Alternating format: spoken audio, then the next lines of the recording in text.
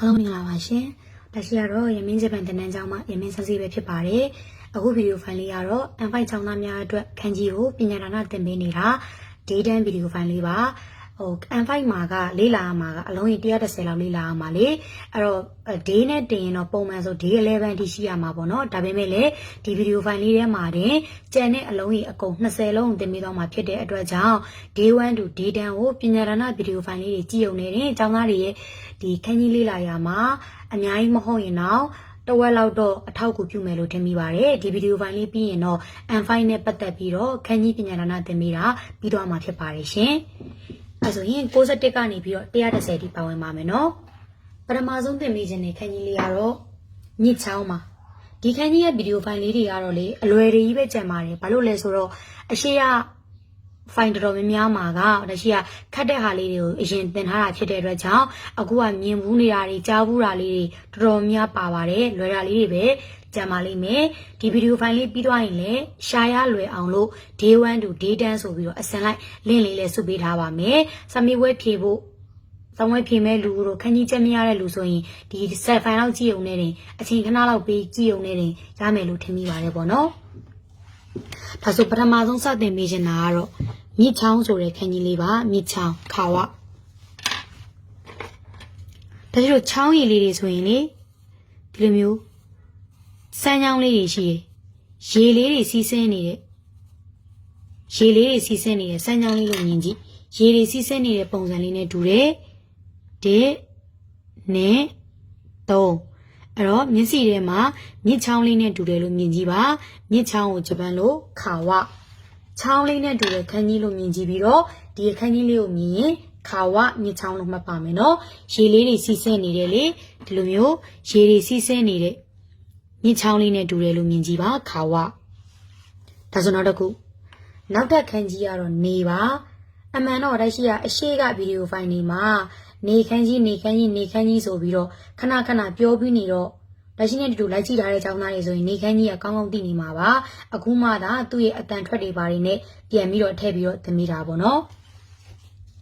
ခန်းကြီးမှာသတိထားကြည့်ရင်များသောအားဖြင့်အဝိုင်းပုံစံမရှိဘူးလေးတောင်ပုံစံပဲရှိတယ်ဒါတချို့လက်တွေ့မှာပုံဆွဲရင်နေဆိုရင်ကလေးဘွားတော့ဒီလိုလေးတွေဆွဲကြတယ်လေဒါပေမဲ့ခန်းကြီးကြတော့အဝိုင်းမရှိတော့လေးတောင်ပုံစံပြောင်းလိုက်တယ်လို့မြင်ကြည့်လိုက်ပြီးရင်နေကြီးကြောင့်တချို့မှာနေထွက်ရင်မနက်တို့နေမရှိရင်ညမနက်နဲ့ညနဲ့ဆိုပြီးအချိန်လေးပိုင်းသွားတာမလို့ဒီပုံစံလေးမြင်ရင်နေလို့ပဲမှတ်ထားပေးပါနော်ဒီပုံစံလေးမြင်အဝိုင်းကနေ၄တောင်ဖြစ်သွားတယ်အချိန်နှစ်ပိုင်းပေးတယ်ဒီလိုမျိုးနေလုံးကြီးအဲ့လိုမျိုးလို့မြင်ကြည့်မယ်နော်ဒါဆိုရင်နေသူ့မှာအတန်ထွက်တွေကလေဟီတို့ဘီတို့နီချီတို့နီတို့ဂျီဆွတ်တို့ဆိုတာရှိတယ်ဒီခန်းကြီးကိုထွက်ရင်အတန်ထွက်တွေအများကြီးရှိတယ်ဘလို့ခွဲရမလဲဆိုရင်ကြတော့တလုံးလေးမြင်ခဲ့ရင်တော့ဟီနေလို့ဖတ်ရအောင်ပါကောင်းငင်ကနေကိုပြောချင်တာပါတလုံးလေးမြင်ခဲ့ရင်ဒီလိုအနေထားနဲ့မြင်ခဲ့ရင်တော့ဒီအရှိရနေရာအတွက်နီချီလို့ဖတ်လိုက်ပါအနောက်ကနေရာအတွက်ဘီနီချီရောပြီးတနင်္ဂနွေနေ့ပေါ့နော်နေခန်းကြီးကသူများနဲ့ပေါင်တနင်္ဂနွေနေ့နေသားနေတာတနင်္ဂနွေနေ့လို့မှတ်လိုက်ပေါ့နော်တနင်္ဂနွေနေ့ပြီးရင်ဒီလိုမျိုးဆိုရင်ကြတော့ဒါစာအုပ်ခန်းကြီးလေးပြီးရင်ပါမှာပေါ့နော်နီဟွန်ဂျပန်ဆိုပြီးတော့မှတ်လိုက်ပါနော်ဂျပန်နေကနေကိုတအားကိုစားပြူတာဖြစ်တဲ့အတွက်ကြောင့်သူတို့အလောင်လည်းမြင်မှုမှာပါနေကိုစားပြူတာလေဒါကြောင့်မလို့ဂျပန်ဆိုတဲ့ခန်းကြီးမှာလည်းနေလေးပါသွားပါတယ်ဒါဆိုရင်အခုဒီခန်းကြီးနှစ်ခုကိုပဲပြန်ပြီးတော့ရှင်းပြရင်မြစ်ချောင်းလေးရေစီးချောင်းလေးနဲ့တူရင်မြစ်ချောင်းလို့မှတ်ဒီလိုမျိုးလေးတောင်ပုံစံဆွဲပြီးတော့နှစ်ပိုင်းခွဲထားတာနေချောင်းလို့မှတ်မယ်မနက်နဲ့ညနဲ့တလုံးနဲ့ဆိုရင်ဟီယာနေသားတဲ့နေ့ကနေချီရောပြီးတနင်္ဂနွေနေ့လို့မှတ်နေခန်းကြီးကဗမာလဲပါလဲဆိုတော့နီဟွန်လို့ခေါ်တဲ့ဂျပန်ဆိုတဲ့ခန်းကြီးကလည်းနေခန်းကြီးနဲ့ပေါင်းဆက်ထားတယ်လို့မှတ်ပါမယ်ဒါဆိုရင်သုံးလုံးမြောက်ခန်းကြီးလေးကလကောင်းကင်မှာရှိရဲ့လဆိုလဲဟုတ်တယ်ပြီးသွားလို့ရှိရင်လေဇန်နဝါရီလဖေဖော်ဝါရီလဆိုလဲဟုတ်တယ်အ ချို့ညတွေမှာကောင်းကင်ကလေဒီလိုလာချမ်းရှိရလေပြီးရင်တိမ်လေးတွေဖြတ်နေတာရှိရလေလာချမ်းကဒီပုံစံဒီနားမှာတိမ်လေးတွေဖြတ်သွားတဲ့ပုံစံဖြစ်နေမြင်ကြည့်မယ်ဒီလိုလာချမ်းကြီးကနေတိမ်လေးတွေဖြတ်နေတဲ့ပုံလို့မြင်ကြည့်မယ်အဲ့တော့ဖြတ်ဆွဲလိုက်တော့တစ်ချက်နှစ်ချက်သုံးချက်လေးချက်လာချမ်းကိုတိမ်လေးတွေဖြတ်နေတာဖြစ်နေမြင်ကြည့်နော်ဒါလ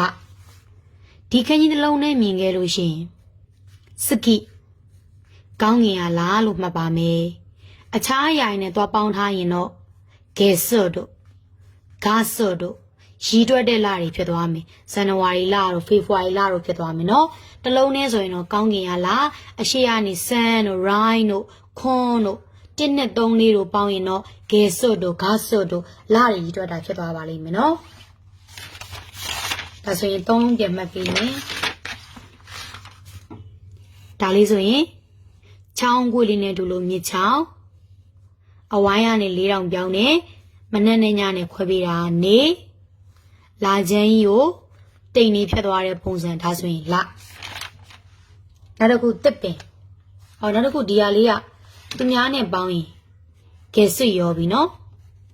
ဂေဆွရောပြီကတိမှာပါတနင်းလာနေလေဂေဆွရောပြီ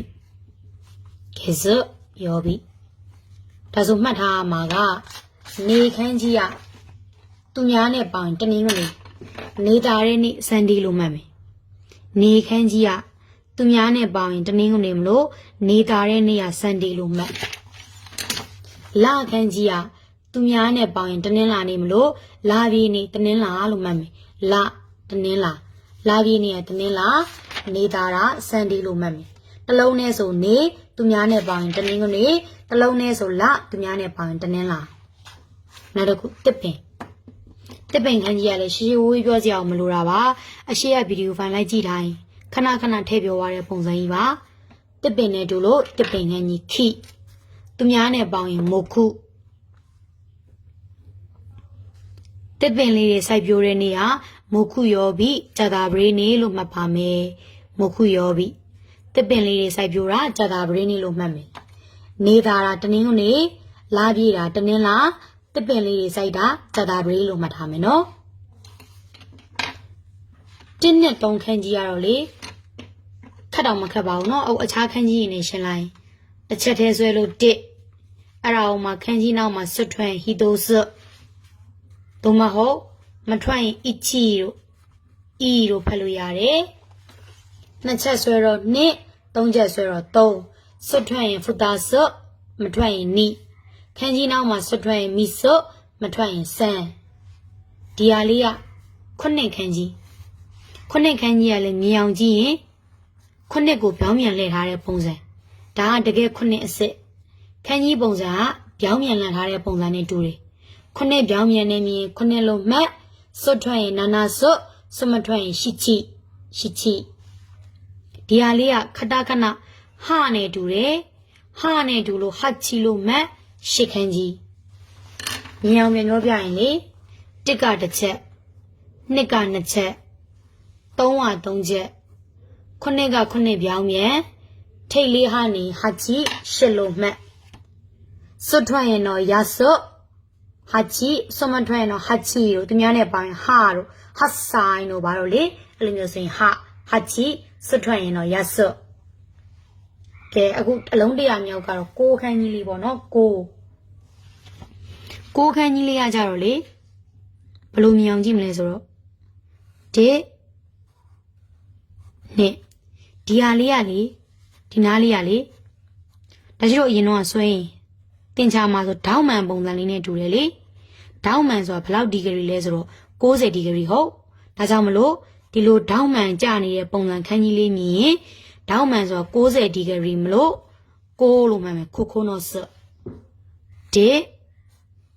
နဲ့ဒီနားလေးကိုဒေါက်မှန်လေးနဲ့တူတယ်လို့မြင်ကြည့်ဒေါက်မှန်ကြတာဆိုတော့60ဒီဂရီမလို့ဒီခန်းကြီးမြင်6လို့မှတ်စွတ်ထွက်ရင်ခုနော့စမထွက်ရင် Q လို့ခုလို့မှတ်ဒါဆို1ကနေ10မှာတစ်ချက်ဆွဲရင်1နှစ်ချက်ဆွဲရင်2 3ချက်ဆွဲရင်3 လေးခန်းကြီးကြတော့ဒါရှိဘလို့တင်ထားလဲဆိုတော့လက်သီးစုပ်ပြီးတော့လက်မဖွဲ့လက်သီးစုပ်တယ်နှစ်ချောင်းအတွက်လို့သင်ပေးဘူးလေငါးလေးမှာငါးပါတယ်ဆိုပြီးတော့ငါးကိုမြင်အောင်ကြည့်လို့သင်ပေးခဲ့ဘူးလေအရှိရဖိုင်ထဲမှာပါပြီးသား6ကရှစ်မဆွဲခင်နှစ်ချက်ဆွဲရင်6လို့ပြောတယ်ဒါရှစ်လို့ရှစ်ထဲကနေနှစ်ချက်ရင်ဆွဲနှုတ်လိုက်တော့6လို့ပြောဘူးတယ်9က9ပြောင်းမြန်8ကထိတ်လေးဟာနေ8 9က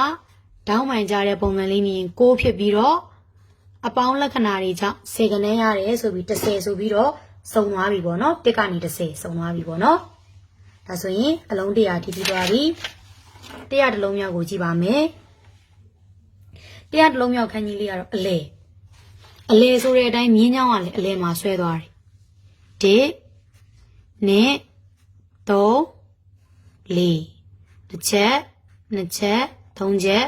လေးချက်မြင်းကအလဲမှာရှိလို့အလဲလို့မှတ်အလဲကိုနာကာဒါတွေကလေမခတ်တော့ဘူးเนาะအရှိရဗီဒီယိုဖိုင်တွေမှာလည်းအစိပ်ပိုင်းဖြစ်နေပိုင်းထက်ထက်ပြောပြီးသားဖြစ်နေတော့ဒါပေမဲ့လည်းဆန်းစီကအလုံး90ပဲတင်ရသေးတယ်အလုံး20ကျန်သေးတယ်လို့ထင်နေမှာဆိုလို့စုံအောင်ပြန်သင်ပေးတာပေါ့เนาะမြင်းချောင်းလေးကိုကြည့်လိုက်ကြလေဟာအလဲမှာရှိလို့အလဲလို့မှတ်100နှလုံးမြောက်ကလူဒီမှာလေလူ6တောင်းနဲ့အောင်တူသေးတယ်လူနဲ့တူတဲ့ခန်းကြီးမလို့လူတစ်လုံးနဲ့ဆိုရင်ဟီတိုအခြားခန်းကြီးတွေနဲ့ပေါင်းရင်ဂျင်းနိုင်ငံတွေနဲ့ပေါင်းရင်ဂျင်းအရေးအတွက်တွေနဲ့ပေါင်းရင်နင်းလူပုံစံနဲ့တူလို့လူဒါပါဇက်ပေါက်လေးနဲ့တူတယ်အရှိရဗီဒီယိုဖိုင်တွေမှာလည်းပါပြီးသားပါထရေထူးပြောစရာမလိုဘူးပါဇက်ပေါက်နဲ့တူရင်ပါဇက်ကိုခုချိပါဇက်ပေါက်နဲ့တူတော့ပါဇက်ကိုခုချိနောက်တစ်ခုက104လုံးမြောက်လေးနာ1နဲ့3 4 5 6တစ်ချက်နှစ်ချက်သုံးချက်လေးချက်ငါးချက်6ချက်မြင်အောင်ကြည့်ရင်လေဘယ်လိုလေးကြည့်လို့ရလဲဆိုတော့အစင်းစင်းအစွန်းလေးထွက်နေတယ်ဆိုတော့မြင်အောင်ပြောရင်တဆင့်စကားတဆင့်အစွန်ဖျားလေးကြားလာတာမိမိဆိုတဲ့နားနေကြတာလေတခါလေလူတွေကလေပြောတယ်ကိုသိလားဆိုမသိဘူးတယောက်စကားတယောက်အဆင့်ဆင့်ကြားလာတာအစွန်ဖျားလေးအပြည့်စုံလည်းမဟုတ်နှစွန်နှပြားကြားလာတာလေအဲ့တော့အဆင့်ပုံစံလေးနဲ့လည်းတူတယ်အစွန်လေးလည်းထွက်နေတာမလို့အဆင့်ဆင့်နှစွန်နှပြားကြားတာမိဆိုတဲ့နားကြားတယ်လို့မှတ်ပါမယ်အဆင့်ဆင့်အစွန်အဖျားတွေကြားလာတာမိဆိုတဲ့နားကဆိုပြီးတော့မှတ်ပါမယ်105လုံးမြောက်ကတော့စာအုပ်ဒီဟာခုနကမှပြောတဲ့တစ်ပင်ကြီးအောက်မှာတယောက်တည်းဟွန်းဆိုတဲ့စာအုပ်ဖတ်နေတယ်လို့မှတ်တစ်ပင်ကြီးအောက်မှာတယောက်တည်းဟွန်းဆိုတဲ့စာအုပ်ဖတ်နေတယ်လို့မှတ်ပါမယ်106လုံးမြောက်ကြတော့အနားယူတာဒီစိတ်ပိုင်းလေးကိုလူဆိုပြီးပြောခဲ့ပြီးပြီလူတွေတစ်ပင်အောင်မှာအနားယူလို့ရတယ်လေယာစုမီမတ်လူတွေတစ်ပင်အောင်မှာအနားယူလို့ရတယ်တကယ်လို့ mass မထွက်ရင်ယာစုမီကအားလျက်လူတွေတစ်ပင်အောင်မှာအနားယူကြတယ်လို့မှတ်ပါမယ်ဒါဆိုကြံတဲ့ဒီလေးလုံးလေးကြံတယ်ဒီလေးလုံးလေးကနည်းနည်းလေးခတ်နိုင်သေးတယ်ပေါ့နော်အဲ့တော့ဒီလေးလုံးမသိရင်အရှိရ16လုံးပြန်ကြော့ပေးပါမယ်စီးစင်းနေတဲ့မြစ်ချောင်းလေးနဲ့တူတယ်လို့မှတ်ဒါအောင်မြင်မြစ်ချောင်းအဝိုင်းကနေ4000ပြောင်းပြီးတော့အပိုင်းနှစ်ပိုင်းခွဲပြီးတာနေလို့မှတ်မယ်လာချမ်းလေးနဲ့တူတယ်လို့မှတ်မယ်နေတာတာတနင်းကလေးလာတာတာတနင်းလားတစ်ပင်ကြီးနဲ့တူလို့တစ်ပင်စိုက်တာကြာတာပရိတစ်ချက်ဆွဲရင်1နှစ်ချက်ဆွဲရင်2သုံးချက်ဆွဲရင်3 9ပြောင်းမြန်9ဖြစ်ပြီးတော့ထိတ်လေးဟာနေဟာချီ8ဒေါင်းမှန်ကြနေတာလေးမြင်ဒေါင်းမှန်က60ဒီဂရီမလို့ကိုလိုမှတ်အလဲမှာဆွဲတဲ့မြင်ကြမလို့အလဲလို့မှတ်လူ6တောင်းနဲ့တူလို့လူပါဇက်ပေါင်းနဲ့တူလို့ပါဇက်အစင်စင်နှစွန်နှပြားကြတာနာမိဆိုတဲ့နာတ တစ်ပင်အောင်မှာတယောက်တည်းဟွန်းဆိုတဲ့စာအုပ်ဖတ်တယ်ဟွန်းဟာစာအုပ်လူတွေတစ်ပင်အောင်မှာအနားယူကြတယ်ကဲဒါဆိုရင်ကျန်တဲ့လေးလုံးလေးပြောပြီးရင်တော့ခန်းကြီးပညာဒါနသင်ပေးတာတော့ပြီးပြီပေါ့နော်130လုံးခန်းကြီးထဲမှာလေဒါကြီးကဒီပုံစံလေးမြင်ကျောင်းသားတွေကိုမှားလေးရှိတာတက်ဆန်လို့မှတ်လို့မှားတယ်တာနဲ့တူတဲ့ဟာလေးမြင်ဒီဟာလေးသူတို့ဂျပန်စာရမဟုတ်ပင်မဲ့ကိုပေါ့ကိုပေါ့နော်ဒါရှိလို့တင်နီးမှာပေါ့ဒါရှိတင်နန်းမှာပေါ့နော်တာပုံစံလေးမြင်တက်ဆန်အများကြီးလို့မှတ်ခိုင်းအများကြီးဆိုပြီးတော့လွယ်အောင်မှတ်လိုက်လို့ရှင်တော်တော်များကပြောရတာပိုအဆင်ပြေတယ်ပေါ့ဒါကြောင့်တာလေးမြင်တက်ဆန်အများကြီးလို့မှတ်တာနှစ်ခုဆင်ထားတော့အများကြီးဆင်မှာတော့ပိုများသွားတာပေါ့များတာကိုဂျပန်လို့အိုအိုကြီးတာလေးမြင်ရင်မင်းနဲ့မှာပါတဲ့တက်ဆန်အများကြီးလို့မှတ်အများကြီးထားမှာတော့အိုအိုကြီးများတော့ဖြစ်သွားတာပေါ့ကဲဒါဆိုရင်108လုံးမြောက်ဟာနာရှိမတ်ကစကားပြောတာလူနှစ်ယောက်စကားပြောတာစကားပြောတယ်ဆိုမှတော့အရှိရဗီဒီယိုဖိုင်မှာတင်ထားတဲ့ EMS ထည့်လိုက်တယ်လူနှစ်ယောက်စကားပြောရင်ပါဇက်နှစ်ပေါက်လိုတယ်ဒီဟာလေးကလေ1000ဆိုတာပါပြီးသွားပါပြီတင်မေးပြီးသွားပြီဘလို့တင်မေးခဲ့လဲဆိုတော့ခဏခဏချီလေးနဲ့တူတယ်ချီနဲ့နေအောင်လုံးမှထောင်ကနန်းလောက်ရတာလို့ဟာနာရှိမတ်ကလူနှစ်ယောက်စကားပြောတယ်လူနှစ်ယောက်စကားပြောတာမလို့အရင်ဆုံးပြောတာမလို့ပြောတဲ့ EMS ကိုထည့်လိုက်တယ်လူနှစ်ယောက်စကားပြောရင်အခွန်း1000လောက်ပြောတာမလို့1000ထည့်တယ်ဘယ်ကနေပြောလဲဆိုတော့လူနှစ်ယောက်ဆိုတော့ပါဇက်နှစ်ပေါက်ထည့်လိုက်တယ်ဟာနာရှိမတ် verb အနေနဲ့သုံးရင်ခန်းကြီးနောက်မှာရှိမတ်ထည့်မယ်ပြောစကားဆိုပြီးတော့ noun အနေနဲ့သုံးရင်တော့ဒီခန်းကြီးလေးကဟာနာရှိလို့တန်းဖတ်လို့ရတယ်အခြားခန်းကြီးနဲ့ပေါင်းရင်တော့ဝဒန်းဝတို့ဘာလို့လဲဟာဝအခွန်း1000လုံးပြောမှတော့အဝပြောတာပဲပေါ့ပြန်ပြောရင်ဟာနာရှိမတ်ဆိုတာလူနှစ်ယောက်စကားပြောတာဖြစ်တဲ့အတွက်ကြောင့်ပြောတာနဲ့ဆိုင်တော့ပြောတဲ့ခန်းကြီးအစိပ်ပိုင်းထဲတယ်လူနှစ်ယောက်ပြောမှတော့အခွန်း1000လောက်ပြောတယ်လူနှစ်ယောက်ဆိုမှတော့ပါဇက်တစ်ပေါက်တတ်တယ်စကားပြောသည်ဖြစ်နေ verb အနေနဲ့သုံးခြင်းရင်ဟာနာပဲပါတယ် she must ထွက်တယ်ပြောစကားဆိုပြီးတော့ noun အနေနဲ့သုံးခြင်းဟာနာရှိလို့ဖတ်လို့ရတယ်အခြားခန်းကြီးတစ်ခုခုနဲ့ပေါင်းစပ်ရင်တော့ဝလို့ဖတ်ရမယ်ကဲနောက်ဆုံးနှလုံးကြံနေပေါ့နော်109လုံးမြောက်ဒီခန်းကြီးကကောင်းကင်စိုးရမဟုတ်ဘူးလားပေါ့နော်ကောင်းကင်ကဒီစိုးရခန်းကြီးဆိုရင်တော့တစ်လုံးနဲ့သုံးလို့ရတယ်ဒါလေးကတော့ကောင်းကင်လို့ပဲအကျမ်းမှတ်ပါတစ်လုံးနဲ့တော့သုံးလို့မရဘူးကောင်းကင်ဖြစ်နေသုံးရင်တော့ဒါပဲသုံးမယ်ဒါအောင်မသုံးဘူးပေါ့နော်ဒါပေမဲ့သူ့ကိုလောလောဆယ်တော့ကောင်းကင်လို့ယာယီမှတ်ပါမယ်တစ်ချက်ပါတယ်ဒီယောက်ကအိုအိုခီကြီးတာသင်ထားတယ်လေတစ်ခုပဲရှိတယ်လောကမှာတစ်ခုပဲရှိတယ်အကြီးမားဆုံးရာတစ်ခုပဲရှိတယ်ကောင်းကင်ဒါရှိတော့ဘယ်နေရာကိုပဲဘယ်နိုင်ငံကိုထွက်ပုံကောင်းကင်ရတော့ရှိနေတာပဲကြီးနေတာပဲလေအဲဒါကြောင့်တစ်ခုပဲရှိတယ်ကြီးမားတဲ့ဟာတစ်ခုပဲရှိတယ်အဲ့ဒါကိုကောင်းကင်လို့မှတ်တကယ်ကောင်းကင်ဖြစ်နေပြောချင်းဒီခန်းကြီးစိုးတာနော်ဒါမဟုတ်ဘူးနော်ဒါပေမဲ့လောလောဆယ်သူ့ကိုတော့ကောင်းကင်လို့အချက်မှတ်လို့ရတယ်တစ်ခုပဲအကြီးမားဆုံးရှိတာကောင်းကင်သူ့ကိုအဓိကသုံးချင်တာတန်းခိမိုးလေဝသအတွက်သုံးချင်တာဒါကောင်းကင်ဒီနောက်ကစိတ်ကောင်းကင်ရဲ့စိတ်အခြေအနေပေါ်မူတည်ပြီးတော့တန်းခိမိုးလေဝသတွေဖြစ်သွားတယ်လို့မှတ်လိုက်မယ်ကောင်းကင်စိတ်ကြည်နေရင်ตายရနေတယ်ပေါ့ကောင်းကင်စိတ်မကြည်နေငိုတယ်ပေါ့မိုးရွာချတယ်ပေါ့မှတ်ရလို့အောင်ရှောက်ပြောတာနော်အဓိကတစ်ခုတည်းကိုဘာမှမှတ်ရမှာမသိမှဆိုလို့ကောင်းကင်လို့ပြောတာတကယ်ကောင်းကင်ဆိုဒါပဲသုံးမှာ तू ကဘယ်မှာပဲအသုံးများလဲဆိုတော့မိုးလေဝသအတွက်ပဲသုံးမှာအဲ့ဒီကောင်းကင်လို့မှတ်ဆိုတဲ့ဟာနဲ့စိတ်ဆိုတာနဲ့ပေါင်းလိုက်ရင်ကောင်းကင်ရဲ့စိတ်ကြောင့်မိုးလေဝသတွေဖြစ်လာတယ်လို့ပဲမှတ်လိုက်ပါနော်နောက်ဆုံးသင်မိချင်တာလေးကတော့ကောဇန်တို့ကောငေါ်တို့ရဲ့ကော AM တို့ PM တို့ရဲ့ကောတစ်ချက်နှစ်ချက်သုံးချက်တ နေ့တာမှာလေနှစ်ပိုင်းရှိတယ် AM နဲ့ PM နဲ့ရှိတာလေဒီတိုင်းမှတ်ပြတာပေါ့နော်အမှန်ကြီးသိမရှိတော့လို့တနေ့မှကြည့်ဒီနားမှာတစ်ချက်ကိုမြင်အောင်ကြည့်တနေ့တာမှာနှစ်ပိုင်းရှိတယ် AM နဲ့ PM နဲ့ဒီဟာကမအင်နဲ့တွဲရင်ကောစမ်း AM အတုံနဲ့တွဲရင်ဂေါက PM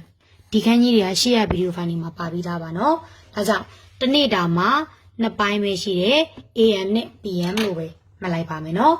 ဒါဆို N5 ခန်းကြီးအလုံးကြီး130လုံးပြီးသွားပြီဖြစ်ပါတယ်ရှင်ဒါကြီးကကိုယ်တင်တန်းမှာတက်တည်ဖြစ်စေမတက်တည်ဖြစ်စေဂျပန်သားလေးလာနေတဲ့လူအားလုံးကိုလက်ရှိဗီဒီယိုဖိုင်လေးတွေနဲ့အထောက်အကူနည်းနည်းပဲဖြစ်ဖြစ်ပြုပါစေဆိုတဲ့ဒီတိုင်းနဲ့ပညာရဏသင်ပေးနေတာဖြစ်တဲ့အတွက်ကြောင့်စာလေးလာဖို့အတွက်ပဲအသုံးချပါလက်ရှိရဲ့ဗီဒီယိုဖိုင်တွေကိုစီးပွားဖြစ်တော့ပြန်ပြီးတော့အသုံးမချဖို့မြစ်တာရက်ခံရပါတယ်ရှင်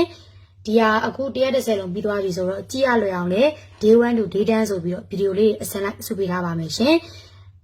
ဒီဗီဒီယိုဖိုင်တွေကြောင့်လေစာလေးလာရမှာအများကြီးမဟုတ်တော့တစ်ဝက်တစ်ပြက်လောက်တော့ဖြစ်ဖြစ်အထောက်အကူပြုပါစေလို့ဆုတောင်းပေးပါတယ်ကြည့်ပေးတဲ့အတွက်လည်းကျေးဇူးအများကြီးတင်ပါတယ်ရှင်